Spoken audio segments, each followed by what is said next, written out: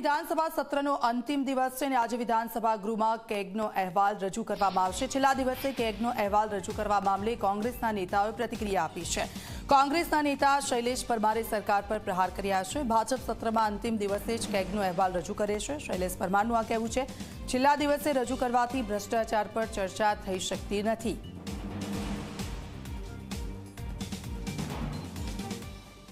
ભારતીય જનતા પાર્ટીની જ્યારથી સરકાર બની છે ત્યારથી છેલ્લા દિવસે જ કેગનો રિપોર્ટ રજૂ કરવામાં આવે છે અને એટલા માટે છેલ્લા દિવસે રજૂ કરે છે કે ભારતીય જનતા પાર્ટીનો ભ્રષ્ટાચાર ખુલ્લો ના પડી જાય, એની ચર્ચા વિધાનસભા ગૃહમાં ના થાય, માટે સરકાર કેગનો રિપોર્ટ હંમેશા છેલ્લા દિવસે ડિક્લેર કરે છે।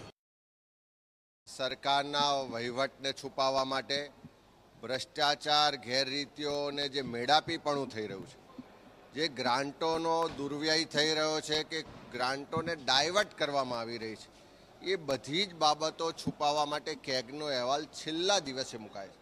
આજે આપ સૌ જોશો કે એજન્ડામાં આજે કેગના અહેવાલો મુકાવાના છે।